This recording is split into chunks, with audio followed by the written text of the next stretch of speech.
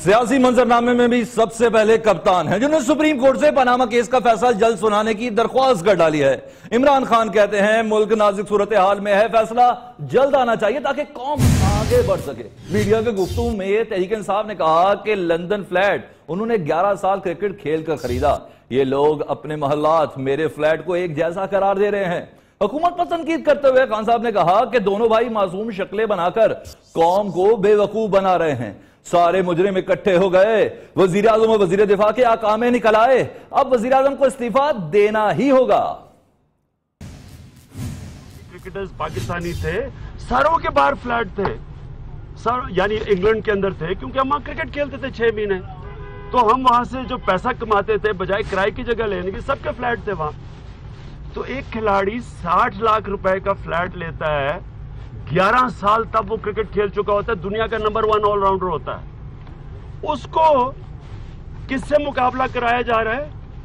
इस मुल्क से चोरी करके पैसा, उस मुल्क को नाजायज तरीके से उस चोरी के पैसे को बाहर भेज रहे हैं। शहबाज, इरशाक और निसार, यूं कहिए कि पनामा की दलदल में फंसी हुकूमत ने अपनी सफों में फैली बेचैनी पर अब काबू पा लिया। वजीर आला पंजाब, वजीर खजाना और वजीर रेलवे ने नाराज वजीर दाखिला से मुलाकात करके उन्हें मना ही लिया। आज की तारीख से मुतल्लिक कहा जा रहा था कि शायद तमाम मामलात अफाम तफहीम से हल हो ही जाएंगे, और ऐसा ही हुआ, क्योंकि पनामा की दलदल में फंसी हुकूमत ने अपनी सफों में जो बेचैनी फैली हुई थी उस पर काबू पा लिया। हुआ यूं कि वजीर आला पंजाब, वजीर खजाना और वजीर रेलवे ने नाराज वजीर दाखिला से मुलाकात करके उन्हें मना लिया।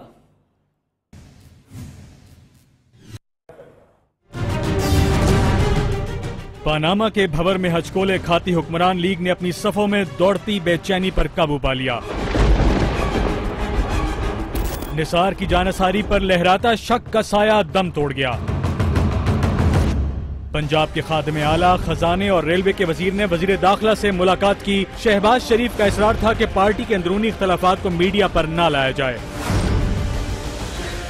पंजाब हाउस में सजी इस बैठक में नाराज वजीर को तहफुजात दूर करने की यकीन दहानी भी कराई गई। मामले से जुड़े बाखबर जराये का कहना है कि चौधरी निसार दोस्तों के इसरार पर मान गए। मजीद पेशरफ्त अब वजीर आजम की वतन वापसी पर होगी। जिक्र हो जाए मुआशरे की पस्ती, कल तो मुल्तान के इलाके मुजफ्फराबाद में पंचायत के हुक्म पर एक और लड़की को मुख्तारा माई जैसे जुल्म का निशाना बनाया गया। न्यूज की आवाज उठाने पर वजीर आला पंजाब ने नोटिस ले लिया। मुल्तान पुलिस ने पंचायत के सरबराह समेत 20 अफराद को गिरफ्तार कर लिया।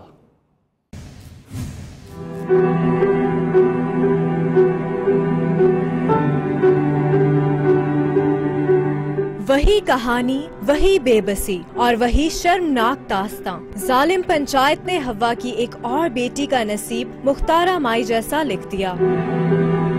जहालत का घिनौना खेल मुल्तान के इलाके मुजफ्फराबाद में खेला गया। मुतासरा लड़की के भाई पर ज्यादती का इल्जाम था। पंचायत ने भाई के गुनाह की सजा बहन को सुना दी। 18 जुलाई को इज्जत के बदले इज्जत का सौदा हुआ। जुल्म छुपाए ना छुपा तो मक्कार पंचायत ने दोनों खानदानों को थाने कचहरी में झोंक दिया। न्यूज ने आवाज उठाई तो पंजाब के खादिम आला ने नोटिस ले लिया। मुल्तान पुलिस फौरन हरकत में आई और पंचायत के सरबराह समेत 20 अफराद को सलाखों के पीछे धकेल दिया। मफरूर मुल्जिमों का ताक़ुब भी जारी है। हद तो यह है कि ना जमीन फटी ना आसमान गिरा। मुल्तान 18 जुलाई की शब पंचायती फैसले के दौरान ज्यादती का निशाना बनने वाली 16 साल अजरा और इसकी मां कनीज बाई ने हुक्काम बाला से इंसाफ की अपील की। और इस वक्त भी हमारी नुमाइंदा मुतासरा लड़के घर पर मौजूद हैं, उनसे जानते हैं कि क्या तफसीलात हैं। जी बताइएगा। 18 जुलाई की शब जो है वो मुल्तान के नवाही इलाका राजापुर में एक हौलनाक वाक़या पेश आया, जहां पे एक हवा की बेटी को पंचायती फैसले के ऊपर जो है वो ज्यादती का निशाना बना दिया गया। तो अजरा हमारे साथ मौजूद है, उनसे हम जानने की कोशिश करते हैं कि 18 तारीख को जो है वो क्या वाक़या पेश आया, क्या कहना चाहेंगी? 18 तारीख को हक निवाज आई, शिवाक की आई, रफीक की आई, सोनू भाई, पटवारी आई, 5 बंदे हैं। मैंने ज्यादती की है। मैं मरने तक को नहीं बशकिन करने चाहिए। जी बिल्कुल, आपने ये अजरा की बात सुनी। अजरा का ये कहना है कि वो मरते दम तक जो है इशफाक को माफ नहीं करेगी, उसने इसके साथ सख्त ज्यादती की है और इसका वालिद भी नहीं है, लेकिन गन पॉइंट के ऊपर ये ज्यादती की गई। तो इसकी वालदा कनीज माई जो है वो अजरा की हमारे साथ मौजूद है, उनसे हम बात करते हैं। जी आप बताइएगा कि आपकी बेटी के साथ सख्त ज्यादती हुई, तो उसके बाद अब तक पुलिस का क्या रवैया है कि पुलिस जो है उसने मुलजमों को पकड़ा है या नहीं पकड़ा? साढ़े नाल ज्यादती थी कि शवाक ज्यादती की थी, उन्होंने नहीं बंदे फजे, 6.5 बंदे फजे बैठे, साड़ी ज्यादती कान साढ़े नाल ज्यादती ना की 6.5 बंदे छोड़ दे। वो असा मर जा वक्त असा एक शवाक को कहने छुड़े तो कहने बच के तो साढ़े हक हिसाब पूरा करे। शबाज शरीफ, निवाज शरीफ, आलिम साढ़े हक हिसाब पूरा करे। अजरा की जो माँ है कनीज में, उसका ये कहना है कि उसके जो मुल्जमान हैं इशफाक और उसके समेत 4 बंदे जो गन पॉइंट के ऊपर जो है वो बाहर पहरा देते रहे और इशफाक अंदर ज्यादती करता रहा, उसके साथ उसको फौरी तौर पे गिरफ्तार किया जाए। और पुलिस का जो है अब तक ये अजरा और उसकी वालदा के मुताबिक पुलिस ने अभी तक इनके बंदों को गिरफ्तार करके जो है वो हवालात में डाल रखा है, लेकिन इस हवा की बेटी के साथ जो ज्यादती करने वाला शख्स इशफाक, उसको अभी तक वो आजाद घूम रहा है, उसको गिरफ्तार नहीं किया गया। लिहाजा अजरा और उसकी वालदा कनीज माई का वज़ीर आला शहबाज शरीफ, वज़ीर आज़म और तमाम मुतल्लिका इदारों से भरपूर इंसाफ की वो अपील कर रही है। उनका कहना है कि वो फौरी तौर के ऊपर उनके मुल्ज़मान को गिरफ्तार करके इनको फौरी इंसाफ फराहम किया जाए।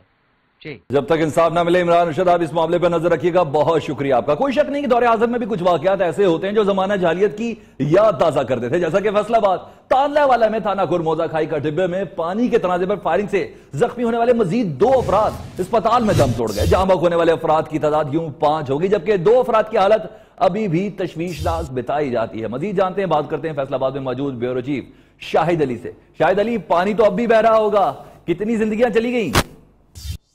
देखें, ये इस तनाज़े में जान बहक होने वालों की तादाद 5 हो गई है, जबकि 2 अफराद जो है जिंदगी और मौत की कशमकश में इस वक्त सिविल अस्पताल फैसलाबाद में मौजूद हैं। सुबह के वक्त जब ये वाक़या पेश आया, ये मुल्जमान जो हमलावर थे ये पुलिस वर्दी में मलबूस थे और इनमें से एक इन मुल्जमों का साथी जो मौके पर जान बहक हो गया था, उसको वो भी पुलिस वर्दी मलबूस था। मुतल्लिका पुलिस ने 4 अफराद मुल्जमान को गिरफ्तार कर लिया है और 4 अफराद जो है पुलिस वर्दी में ही थे जब उन्हें गिरफ्तार भी किया गया और उनसे भारी हादसी असला भी बरामद कर लिया गया है।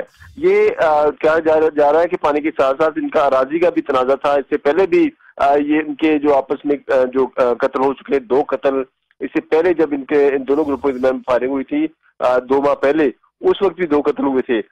इस वक्त फैसलाबाद में खासतौर पर पानी और अराजी के तनाजे पर जो कत्ल होने वाले वाकयात की जो शरह है खतरनाक हद तक बढ़ चुकी है। अगर 3 माह का अगर जायजा लिया जाए तो 10 अफराद जो है इसी थाने की हदूद में पानी और अराजी के तनाजे की बिना पर कत्ल हो चुके हैं। पुलिस ने इस वाक़े के बाद बहुत शुक्रिया शाहिद अली। और अब जिक्र कुछ ऐसे मकतूलीन को जिनको इंसाफ मिलना अभी बाकी है। औरंगी टाउन में 2 अफराद के कत्ल में एमक्यूएम लंदन मुलव्वस है। बानी एमक्यूएम ने कार्रवाई मुकम्मल होने पर टारगेट क्लियर्स को मुबारकबाद भी दी। तर्जुमान रेंजर सिंध कर्नल कैसर खटक सबूत सामने ले आए। कहते हैं वो वक्त गुजर गया जब लंदन या साउथ अफ्रीका से कॉल पर लाशें गिर जाया करती थी। मजीद उर्फ नदीम मौलाना और अरशद उर्फ लाल खान को औरंगी टाउन में कत्ल कर दिया गया। 17 जुलाई को औरंगी टाउन में 2 अफराद का कत्ल एमक्यूएम लंदन ने कराया। कत्ल का हुक्म गिरफ्तार मुल्जमान को साउथ अफ्रीका से व्हाट्सएप पैगाम के जरिए दिया। वारदात मुकम्मल होने पर बानी मुत्तहिदा ने मुल्जमान को शाबाश भी दी। जल्दी पकड़े जाएंगे जो पुलिस में मुलव्वस भी बंदे। तर्जुमान रेंजर सिंध ने अल्ताफ हुसैन का ऑडियो पैगाम भी सुना दिया।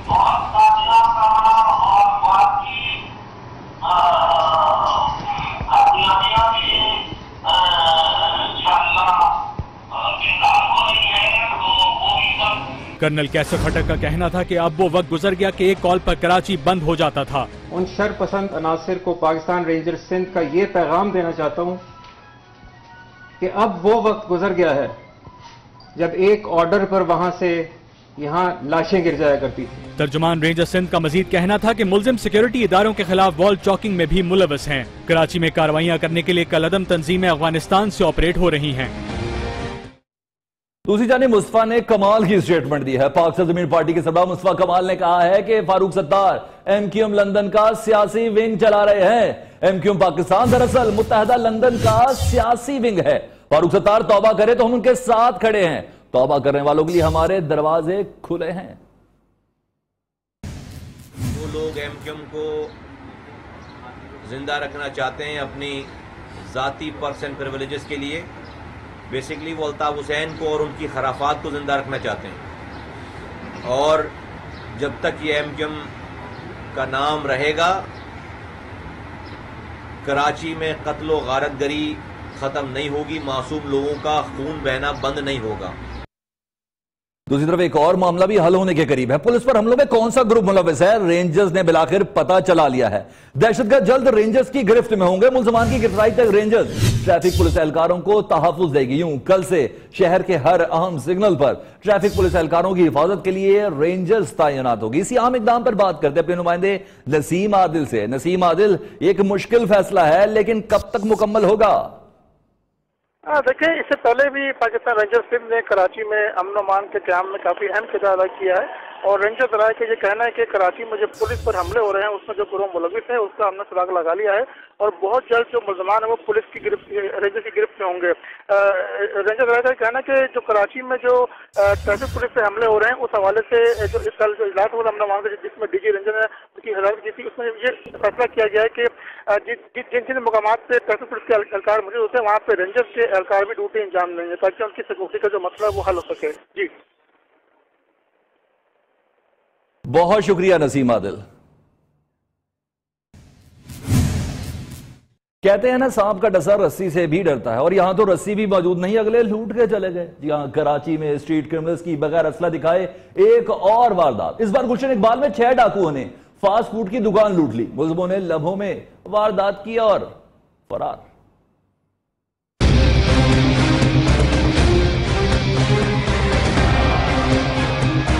शहर कायद में असला दिखाए बगैर वारदातें आम होती जा रही हैं। स्ट्रीट क्राइम की बढ़ती हुई वारदातों से डरे और सहमे शहरी इस बात की तस्दीक भी नहीं करते कि आने वाले मुल्जिमान के पास असली पिस्तौल भी है या खिलौना पिस्तौल से ही सफाया कर रहे हैं। गुलशन इकबाल में 6 मुल्जिमान ने फास्ट फूड की दुकान पर डकैती की। कैमरे पर नजर जाते ही एक मुल्जिम रुमाल से अपना चेहरा छुपाने लगा। मुल्जिमान ने असला निकालने के बजाय सिर्फ दिखाने पर ही इक्तिफा किया। लम्हों में वारदात की और ये जा वो जा। रजब अली, नियो न्यूज़, कराची। कराची में हर फसाद की जड़ तो असलहा ही है, और कराची शहर में इसको मिल जाना बहुत ही आसान काम है। शहर कैद में गैर कानूनी असला खरीदना तो अब बच्चों का खेल है। कराची के किन इलाकों से असलहा बआसानी मिल जाता है। गिरफ्तार टारगेट किलर ने तो सब कुछ ही बता दिया। पुलिस अफसर समेत 2 अफराद के कत्ल के इल्जाम में गिरफ्तार। कलदम तंजीम के टारगेट किलर ने मजीद 5 अफराद के कत्ल में मुलविस होने का इंकशाफ भी किया। तफ्तीशी रिपोर्ट नियो न्यूज़ के पास है।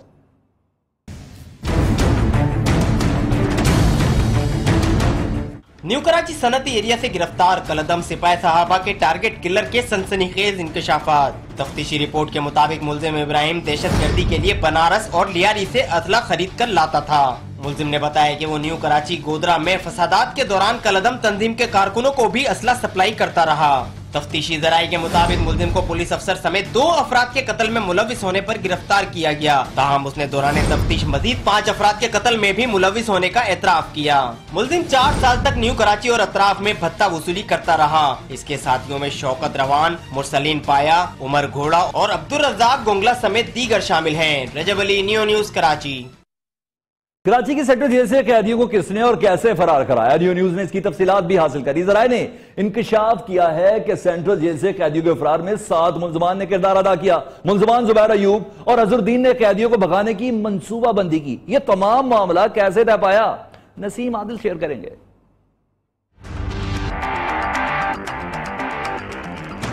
सेंट्रल जेल कराची से कैदियों के फरार से मुतालिक हैरत अंगेज इंकशाफात सामने आ गए। ज़राए के मुताबिक सेंट्रल जेल से कैदियों को फरार कराने में 7 मुल्जिमान ने किरदार अदा किया। मरकजी मुल्जिमान जुबैर अयूब और अजहरुद्दीन ने कैदियों को भगाने की मनसूबाबंदी की। बाकायदा मनसूबाबंदी के तहत कैदियों को फरार कराने वाले मुल्जिमान जेल के बाहर से जुडिशल कॉम्प्लेक्स तक पहुँचे।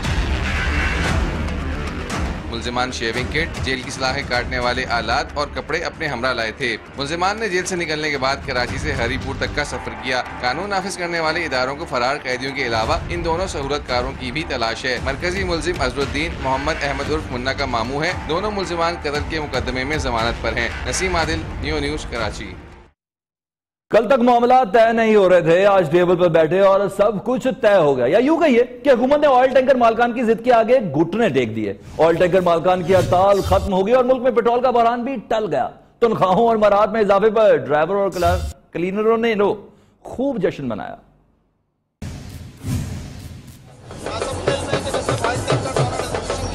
हुकूमत ने घुटने टेक दिए, ऑयल टैंकर्स की हड़ताल खत्म। सेक्रेटरी साहब ने बहुत अच्छा किरदार अदा किया, तो तमाम जायज मुतालिबात हमारा माना गया। मुल्क में पेट्रोल बहरान का खतरा टल गया। हुकूमत ने ऑयल टैंकर मालिकान को किराए बढ़ाने की यकीन दहानी करा दी। टैंकर्स के लिए मुरवजा कवानीन पर हर सूरत अमल दरामद कराने का इंदिया भी दिया। फरीकैन का हर 15 रोज बाद इजलास होगा, जिसमें कवानीन पर अमल दरामद के लिए मैकेनिज्म को हतमी शक्ल दी जाएगी। तनख्वाहों और मराद में इजाफे का ऐलान सुनकर ड्राइवरों और क्लीनरों ने ढोल की थाप पर जश्न मनाया। ऑयल टैंकर्स एसोसिएशन की 3 रोजा हड़ताल के दौरान पेट्रोल का बहरान पैदा हो गया। कराची, इस्लामाबाद और लाहौर समेत बेशतर शहरों में शहरी पेट्रोल के हुसूल के लिए पार होते हुए नजर आए।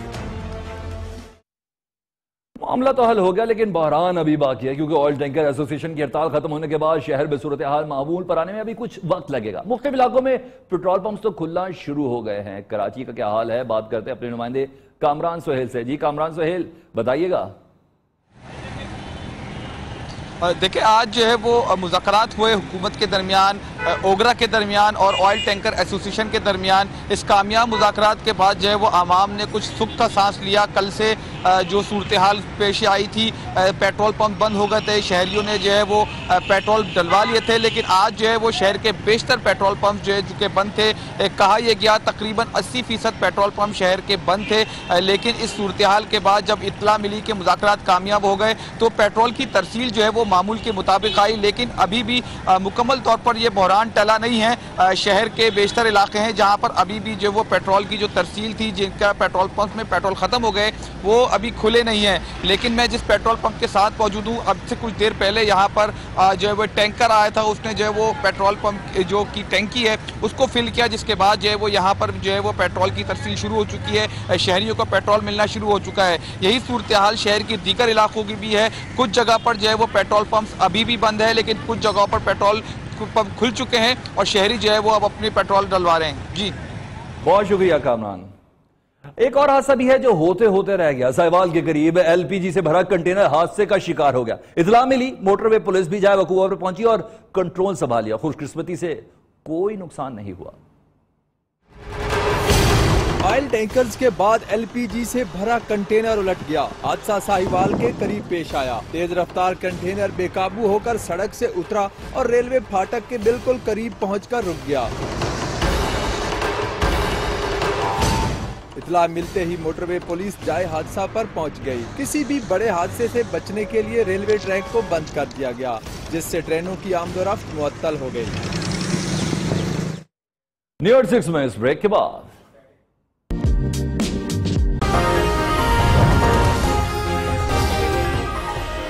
वज़ीर आला पंजाब ने नाराज वज़ीर दाखिला चौधरी निसार को मना लिया। वज़ीर आज़म की वतन वापसी पर तमाम तहफ़्फ़ुज़ात दूर करने की यकीन दहानी।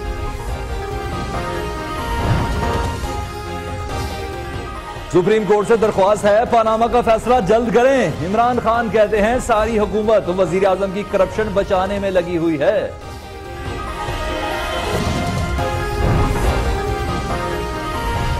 पीएसपी के 2 कारकुनों का कत्ल बानी मुत्तहदा ने कराया। रेंजर्स को अहम सबूत मिल गए। रेंजर्स के कर्नल कैसर खटक ने ऑडियो रिकॉर्डिंग मीडिया को सुना दी।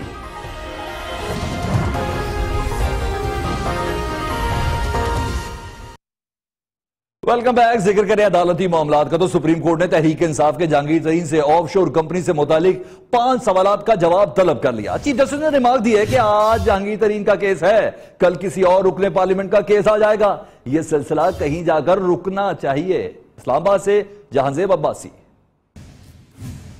ऑफशोर कंपनी कब और कैसे बनी? ऑफशोर कंपनी का कानूनी और फायदा उठाने वाला मालिक कौन है? ऑफशोर कंपनी कितने में बनी? ऑफशोर कंपनी बनाने के लिए बैरून मुल्क रकम कैसे मुंतकिल हुई? सुप्रीम कोर्ट ने इन 5 सवालात का जहांगीर तरीन से जवाब तलब कर लिया। हनीफ अब्बासी के वकील ने दलाइल में कहा, SCCP ने जहांगीर तरीन पर इनसाइड ट्रेडिंग करने पर 7 करोड़ रुपए जुर्माना आयद किया, जो उन्होंने अदा किया। इस पर चीफ जस्टिस ने रिमार्क्स दिए, अगर कोई शख्स दामन साफ करने के लिए जुर्माने की रकम अदा करे तो वो सही मानों में सादिक है। हनीफ अब्बासी के वकील ने कहा, सुप्रीम कोर्ट ने पानामा केस फैसले में जिन 13 सवालात की तहकीकात के लिए GIT तश्कील दी थी, उनमें तहाइफ का सवाल भी शामिल था। इस पर जस्टिस उमर अता बंदियाल ने कहा, GIT को भूल जाएं। चीफ जस्टिस ने कहा, बच्चों का वालिदैन को तहाइफ देना कोई गैर कानूनी बात नहीं। अदालत ने हनीफ अब्बासी की दरखास्त पर जहांगीर तरीन से जवाब भी तलब कर लिया। साथी रिपोर्टर शहबाज अहमद के साथ जहांजेब अब्बासी, नियो न्यूज, इस्लामाबाद।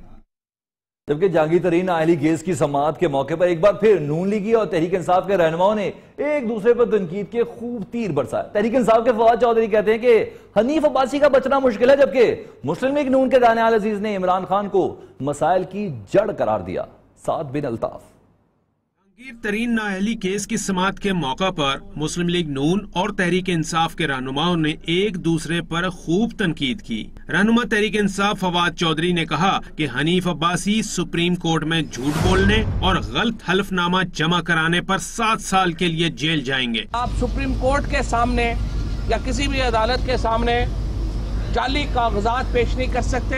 नून लीग के रहनुमा हनीफ अब्बासी का कहना था कि अगर अदालत कहती है कि तहाइफ देना जुर्म नहीं, तो वजीर आजम पर भी कोई जुर्म नहीं बनता। जिस तरह इमरान खान नायल होने जा रहे हैं, उसी तरह उनकी ATM जो है वो भी टूटने जा रही है। नून लीग के रहनुमा दानियाल अजीज का कहना था कि जहांगीर तरीन के माली और खानसा में अरबों का कारोबार करते हैं। खुदारा ये मुख्तलिफ मसाले ना बनाई जाएं, इन केसेस के बारे में वो इतना साफ नहीं है कि ये मामला जो है इस तरह से चल पाएंगे। सुप्रीम कोर्ट में सियासी रहनुमाओं की मीडिया टॉक्स के लिए आज भी डाइस का मसला बना रहा। कैमरामैन जिया मुमताज के साथ साद बिन Altaf, new news, Islamabad.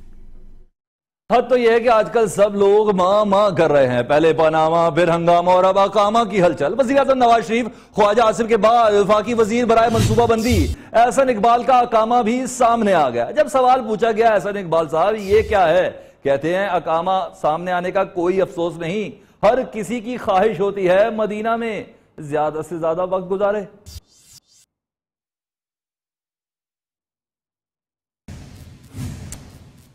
Sindh assembly में एहतसाब का नया कानून मंजूर हो गया है। सिंध असम्बली ने नैब ऑर्डिनेंस खत्म करके सिंध एहतसाब एजेंसी 2017 के कयाम का बिल मंजूर कर लिया। अपोजिशन अरकान ने वॉकआउट करते हुए कहा कि हुकूमत ने दूध की रखवाली पर बिल्ली को बिठा दिया।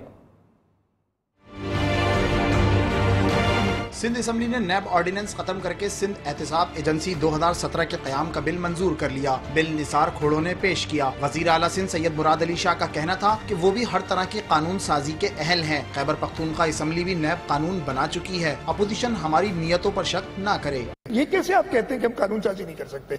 ये तो किसी सूरत में जो आज कानून हमारे सामने है उस पे ऑब्जेक्शन लग ही नहीं सकता। मीडिया से गुफ्तगू में अपोजिशन अरकान का कहना था कि हुकूमत की नीयत ठीक नहीं है। दूध की रखवाली पर बिल्ली को बिठा दिया गया है। तयशुदा अम्र है, बिल्ली दूध की रखवाली नहीं कर सकती। बिल कसरत राय से मंजूर करने के बाद इजलास कल तक के लिए मुलतवी कर दिया गया। कैमरामैन असद के साथ एहसान कोहाटी, न्यू न्यूज, कराची।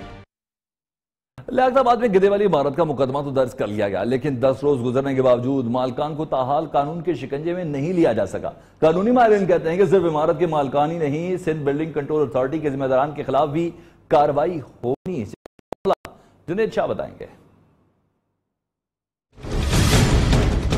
कराची में बुलंद इमारतें बनाने में कवायद व जवाबित का ख्याल नहीं रखा जा रहा। लियाकताबाद में 10 रोज कबल मखदूश इमारत गिरने से बाप बेटे समेत 5 शहरी जान से हाथ धो बैठे। मामले का मुकदमा तो दर्ज हुआ, लेकिन सिंध बिल्डिंग कंट्रोल अथॉरिटी और जिम्मेदारान के खिलाफ कोई कार्रवाई न हो सकी। लाजमी है कि उस इदारे के खिलाफ अभी इस केस में भी अपना एक्शन लिया जाए और जो भी जिम्मेदार अफसरान हैं उनके खिलाफ कानूनी कार्रवाई की जाए। मुतालिका इदारों के खिलाफ भी भरपूर कार्रवाई की जाए तो ऐसे सानेहात पर काबू पाया जा सकता है। कैमरामैन इफरान बशीर के साथ जुनेद शाह, न्यू न्यूज, कराची।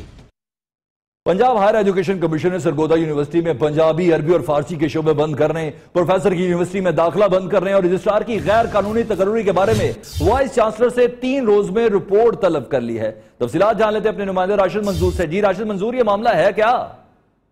जी हाँ बिल्कुल, इसी माह में यूनिवर्सिटी ऑफ सरगोदा ने 3 अहम जो शोबाजात थे उन्हें बंद कर दिया था, जिनमें पंजाबी, फारसी और अरबी के शोबाजात थे, जिस पर वहां पर बड़ा वावेला मचा और स्टूडेंट्स और साथीजा ने एहतजाज भी किया। इसके अलावा यूनिवर्सिटी के प्रोफेसर तारिक कलीम को मुबैना तौर पर असिस्टेंट कमिश्नर की सिफारिश पर यूनिवर्सिटी से निकाल दिया गया है और उन्हें हायर एजुकेशन डिपार्टमेंट में भेज दिया गया। इसके अलावा जो रजिस्ट्रार हैं वो कायम काम है और उनकी तकर्री जो है उनके ऊपर भी सवालिया निशान है कि वो यूनिवर्सिटी एक्ट के मुताबिक नहीं है। इन तमाम मामलात पर मिनिस्टर हायर एजुकेशन की हिदायत पर पंजाब हायर एजुकेशन कमीशन ने वाइस चांसलर को मरासला जारी किया है और उनसे कहा है कि 3 दिन के अंदर अंदर तफसीली रिपोर्ट हमें फराहम की जाए ताकि जो मामलात हैं इनको कंट्रोल किया जा सके और देखा जाए कि अगर लूप होल्स हैं तो उन्हें किस तरह से हल किया जा सकता है।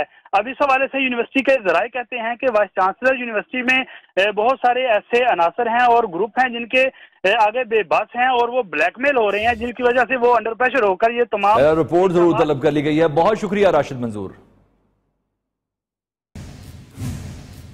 चलिए चलेंगे आपको पेशावर, जहां मुस्लिम लीग नून के रहनुमा अमीर मकाम जलसे से खिताब कर रहे हैं। देते रहेंगे।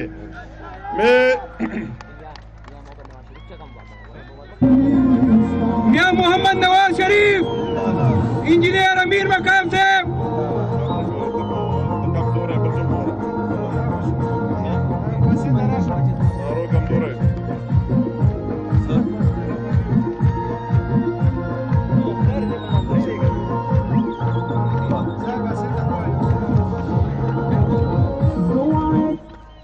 मियां मोहम्मद नवाज शरीफ, मियां मोहम्मद नवाज शरीफ, इंजीनियर अमीर मुकाम, इंजीनियर अमीर मुकाम। उन लोगों को मैं जिनकी पूरी 4 साल गुजर गए, अगर उससे आप पूछे कि आवाम के बेहतरी का कितना टाइम उस पर लगा लिया, कितना टाइम लगा लिया, केपीके में 4 साल 2 महीने हुक्मरानी की, कितने घंटे कितने महीने लगा लिए उनके सूबों मंसूबों और उनकी फलाह बेहतरी के लिए, तो शायद 5% भी नहीं लगाए होंगे। 95% जो मंसूबे बन रहे उसके बिगाड़ने में लगे रहे, धरनों में लगे रहे, एहतजाजों में लगे रहे। तो क्या आप इस केपीके के अवाम का क्या जुर्म था? इस केपीके के अवाम ने आपको मैंडेट दिया और उस मैंडेट को आपने जिस तरह मजाक उड़ा, मैं कहता हूं पेशावर में अमीर मकाम जलसे से खिताब कर रहे हैं। खबरें और भी होंगी इस ब्रेक के बाद।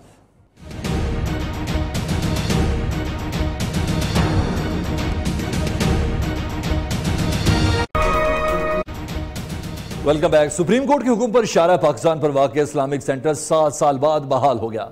फनरामा सिटी ऑडिटोरियम का बोर्ड हटाकर कलमा तैयबा का बोर्ड लगा दिया गया। इस्लामिक सेंटर में मौजूद सिनेमा घर की तमाम चीजों को खत्म कर दिया गया है। फिल्मी बैनर्स के नीचे कलमा तैयबा और कुरानी आयात अक्सर छुपी हुआ करती थी, जिसकी वजह से शहरियों में गुस्सा बढ़ता जा रहा था। सुप्रीम कोर्ट के अहकामात पर chairman culture and sports committee Ejaz Khan की सरबराही में यह मामला हल हुआ।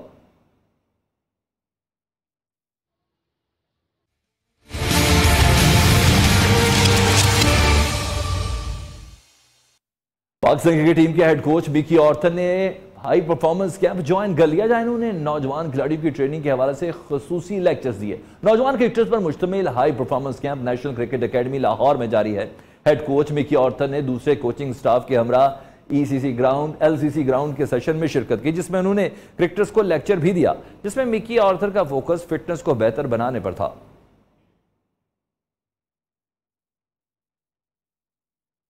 जापान में 21वें सालाना रोबोकप इंटरनेशनल कप का आगाज हो गया है। रोबोट्स ने फुटबॉल के मैदान में सलाहियतों का मुजाहरा किया, आप भी देखें।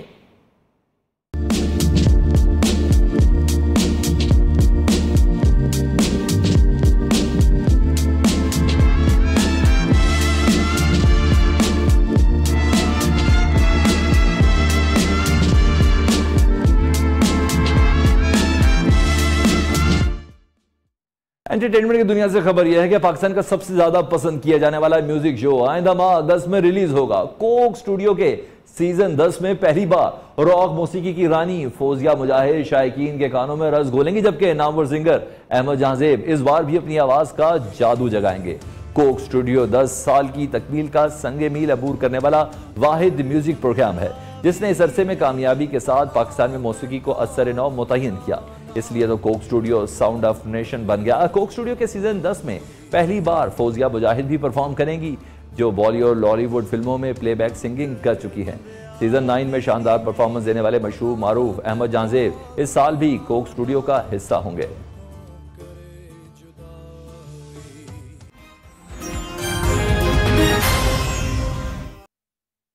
फलस्तीनियों पर मुजालिम का जिम्मेदार कोई और नहीं, दरअसल मुसलमान हैं। हमने किबला अव्वल की हिफाजत नहीं की। तुर्क सदर तैयब एर्दोगान कहते हैं कि किबला अव्वल की हिफाजत के लिए इकदाम किए जाएं।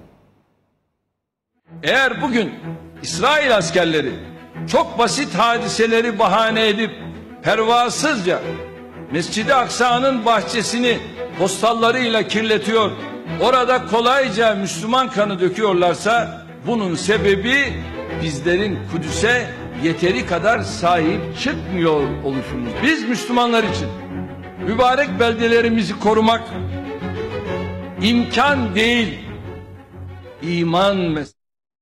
चीन के सुबहनान में चीता नुमा जूते और टोपियों की नुमाइश हुई जो बच्चों को पैदाइश के वक्त पहनाने से बुरी नजर से बचाती है।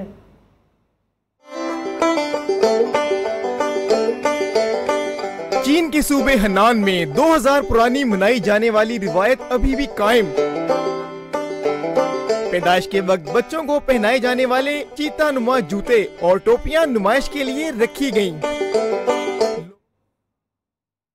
न्यूज़ 6 से अब तक के लिए इतना ही। देखते रहिए न्यूज़ पाकिस्तानियों।